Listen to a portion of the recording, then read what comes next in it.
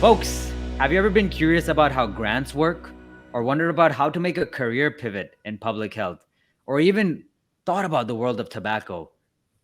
Well, today's guest is going to be a gem for all those areas, Jackie Saltarelli. Jackie is the program manager for New York City Treats Tobacco, a New York state funded grant that works to improve tobacco dependence treatment approaches at health systems in New York City. Prior, Jackie was a development coordinator in the corporate and foundation relations at NYU Langone, where she worked on managing a portfolio of grants for various departments throughout the hospital. Jackie holds a Master's of Public Health in Population and Family Health and a bachelor's with honors in Sociology and Peace and Conflict Studies from the College of Holy Cross. With that said, Jackie, a warm welcome to the IMGPH podcast. We're glad to have you here. Thank you very much. I'm excited to be here. So, one of the things that I was curious about was how you pivoted from sociology into public health. We have had a few people on the podcast that speak of pivots, but a lot of people come from the healthcare industry. Is there anything you'd like to share with regards to how students that are interested in the public health space in today's world can pivot into the area from a completely different background? Sure. So when I was in undergrad, I decided to study sociology. I really loved thinking about how groups of people work and why people are the way they are. And I think I did not know how to apply that into a job after I graduated, but I knew I wanted to use it to try to help people and think about ways that I could make an impact on the people that I had studied throughout my degree. So after I had graduated, I went to work at Dana-Farber Cancer Institute, and then I've also worked at NYU Langone, both in fundraising, so healthcare fundraising. And as I was working in both of those jobs, what I realized was it was great to be fundraising, but I really wanted to be actually coordinating the programs that I was fundraising for and thinking about ways that I could actually support some of those programs. So that's why I decided to pivot and go get my master's degree in public health so I could learn more about kind of programs, program management, intervention design, and then apply what I've learned into a career. So now I'm working at New York City Treats Tobacco as the program manager. So it's a New York State funded grant within the Bureau of Tobacco Control that works with healthcare organizations throughout New York City to improve their tobacco dependence treatment policies and procedures. So, Jackie, we all know that smoking kills, but how did your GPH path come to the juncture of the world of tobacco? And since you've been all over the place, right? You went from sociology, then you went into all these different experiences. How have you ended up at the path of smoking right now? So as I was in my Master's of Public Health, I obviously learned, as most Masters of Public Health students do, about the serious impacts of tobacco dependence in the United States and also globally. When I studied public health in my Master's of Public Health, I was really focused on health promotion, research and practice. So thinking about effective interventions to work with different populations and improve health.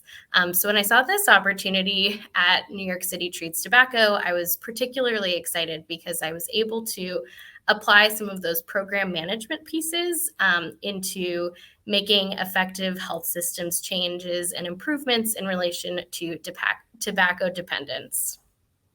Love it. Love it. So there's this area that you can help, I'd say, the general NYU world and even anyone else that's watching this podcast. It's the world of grants. And the word grant, when it comes to me, is there's so many cool things, but I have no idea how to do it or navigate it. Could you just tell us about the fundamentals of some of grants, and then we could go specific into your journey of grants after that?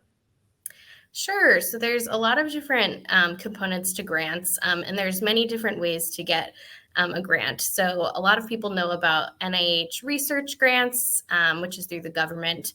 There are also different state-funded grants, which is actually what New York City Treats Tobacco is.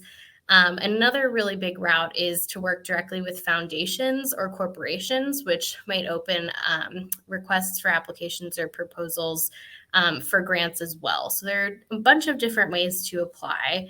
And the application process varies depending on the different types of grants you're working on. So my experience has mainly been with foundations and corporate grants, as well as this New York State grant. So tell us more about those grants. What was your process like? What was the whole path of getting the grant? What does one have to do in this entire process? So typically, what happens is an organization or entity will put out a request for application. So they'll say, we have a grant opportunity. Here's the different criteria. Please apply either with a proposal, or sometimes they go straight into an application. So you typically will work with your team to address all of the different components that they are trying to address in their grant. And there are grants for a lot of different topics. So ideally, you'll make sure that whatever your project is really aligns well with what the organization or entity is looking for. So then after you kind of go, sometimes you'll write a letter, and if you get moved to the next process, there's sometimes a more thorough application. That can vary. Each organization or foundation or New York State, for example, all of them kind of have a lot of different requirements. But typically it involves a narrative components where you really go in depth about what you would like to address, what you're working on, and your budget. So those pieces, I think one of the biggest important components is to make sure that you are as thorough as possible, because they want to know that you've really thought through what your project will look like and how it will be budgeted. So the stronger those pieces are, the more likely that they'll get pushed through because of your credibility. This might be a little bit of a question that maybe you do have the answer to, maybe you don't have the answer to. What you mentioned is the aspect of budgeting. And when someone gives a budget, then there's a lot of discovery throughout a process once a grant has been received.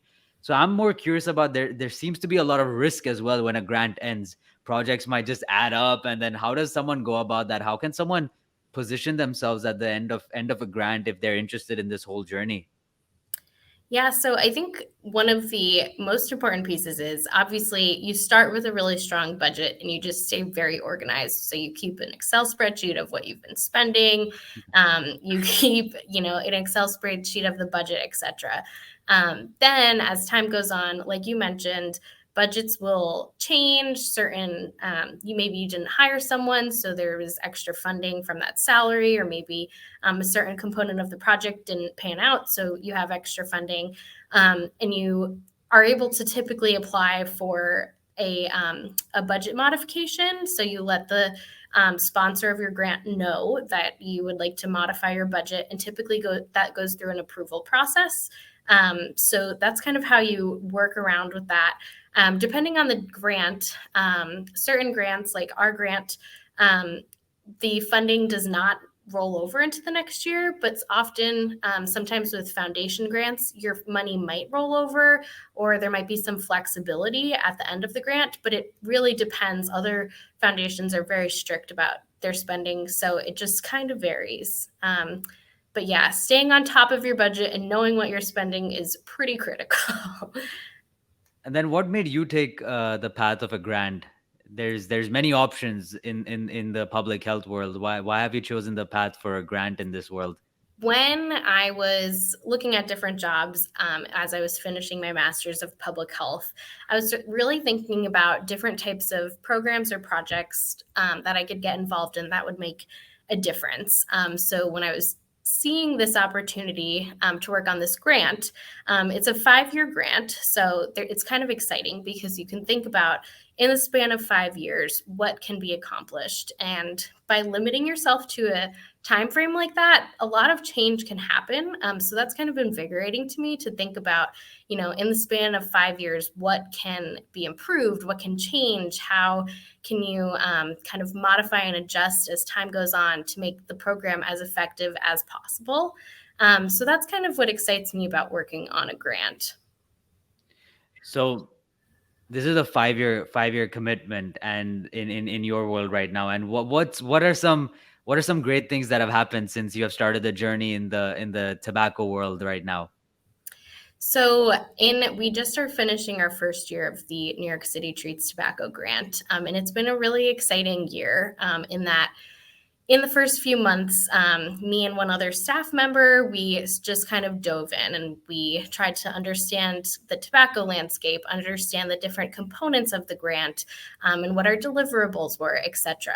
And as time has gone on, we've developed so many different materials to help support our staff in the different health systems changes that we're working on.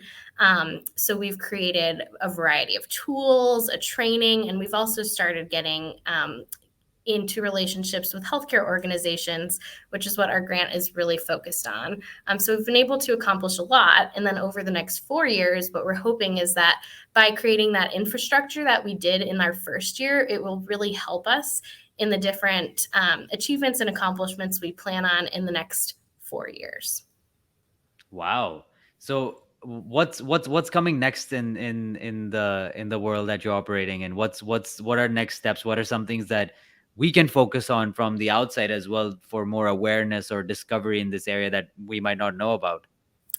So, what we are mainly focused on, as I've mentioned a little bit, is working with healthcare organizations to make sure that they are incorporating tobacco dependence screening and treatment policies and procedures into their organizations. So, what's coming next for us is we're planning on working with a lot more organizations to make sure that their policies and procedures are up to date.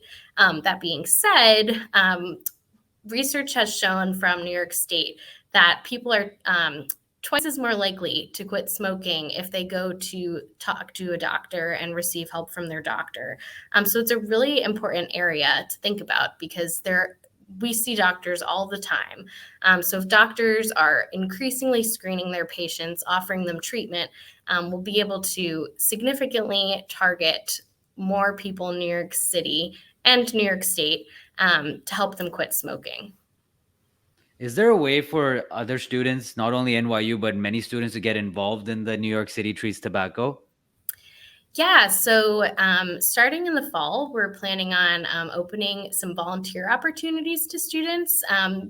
So our plan is as part of the grant, we have a policy component. So we reach out to legislators throughout New York City and New York State to kind of let them know and educate them about the different opportunities, the different things going on in our grant and also the tobacco landscape in New York City in general.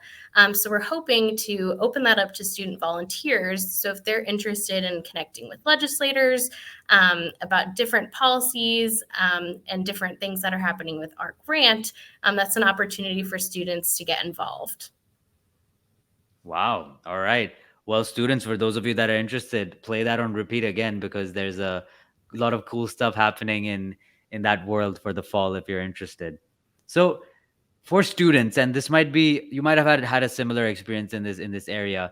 There's this huge importance in the world when you're going out into the grant world or even applying for a job of selling yourself.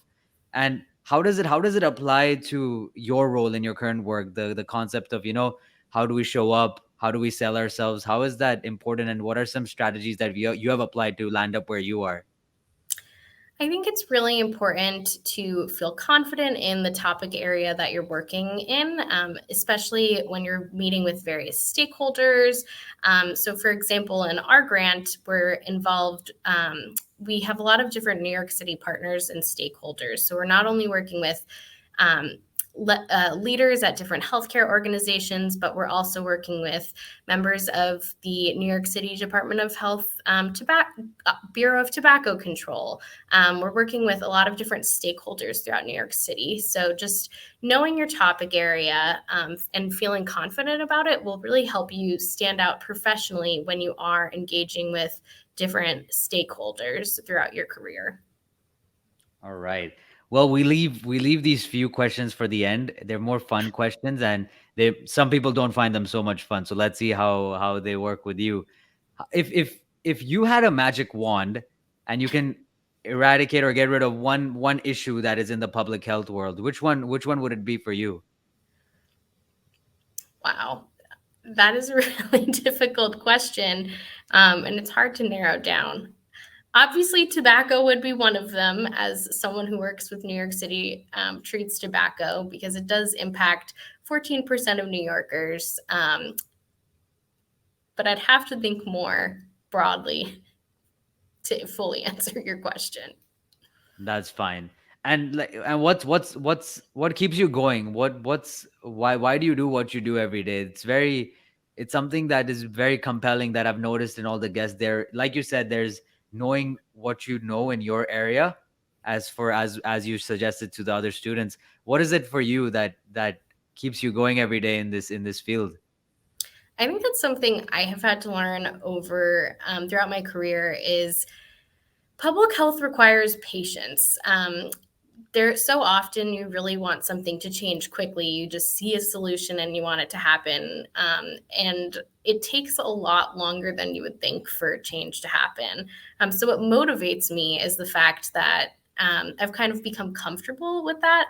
And knowing that over time change can be made is really invigorating to me. So even in the last year, seeing the small changes that have been made, I know will lead to an impact on our grant 5 years down the road. So that's kind of what motivates me.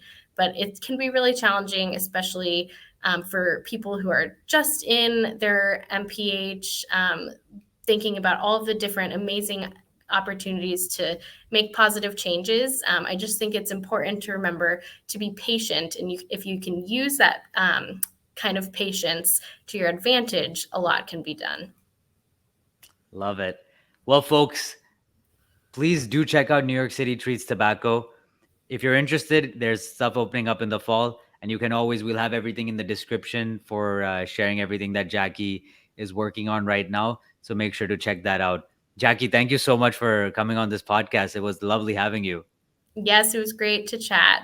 And everybody, please feel free to reach out to us if you have any questions or you're interested in kind of working with us in the future. How could people reach out to you? What's the best place to reach out? So you could check out our website, which is on the GPH website, or you could reach out to us at nyctt@nyu.edu for more info, and one of us will follow up. Cool, folks. That's nycct@nyu.edu. Thank you so much, Jackie. And we'll talk to you in another one in the future as well. Sounds great. Talk to you then.